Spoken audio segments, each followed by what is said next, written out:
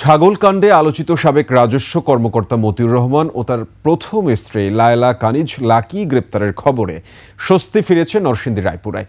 দুর্নীতিবাজি দম্পতির বিচার দাবি করেন সাধারণ মানুষ। নরসিংদী, গাজীপুর ও ভালুকা প্রতিনিধির সহায়তায় সমর ইসলামের ডেস্ক রিপোর্ট। সরকারি তিতুমির কলেজের সহযোগী অধ্যাপকের চাকরি ছেড়ে 2022 সালে রাজনীতিতে এসেই বিনা প্রতিদ্বন্দ্বিতায় রায়পুরা উপজেলা চেয়ারম্যান হন লায়লা কানিজ লাকি। প্রভাব খাটিয়ে জেলা আওয়ামী লীগের পদও বাগিয়ে নেন। দুর্নীতি অপকর্মে গড়ে তোলেন কয়েক হাজার কোটি টাকার সম্পদ। রায়পুরায় মানুষের জমি দখল করে নিজের নামে ওয়ান্ডার পার্ক নির্মাণ করেন লাকি।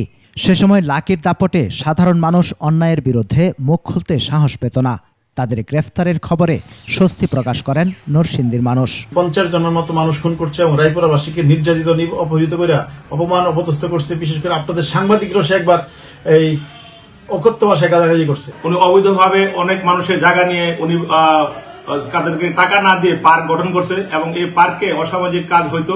আমরা রায়পুরাবাসী কোনো প্রতিবাদ করলে আমাদেরকে জেল জুলুম খাটতে হয়েছে। মতিউর ও তার স্ত্রীর নামে গাজীপুরের পুবাইলে রয়েছে অত্যাধুনিক একটি রিসোর্ট।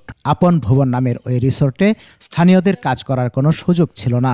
মালিক আগে ছিল লায়লা কানিজ আর ওনার হাজবেন্ডের নাম হচ্ছে মতিউর রহমান। ওয়ালটন এসিতে ইনস্টলেশন একদম ফ্রি। এলাকার মানুষ কাজ করতে পারে না, সবার বাইরের নিজস্ব লোকাই না চাকরি করে সব।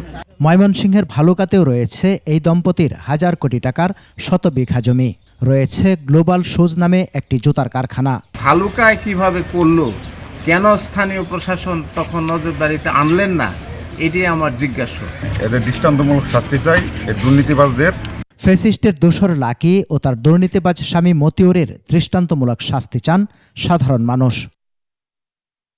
সমর ইসলাম, ডেস্ক রিপোর্ট, 21 টেলিভিশন।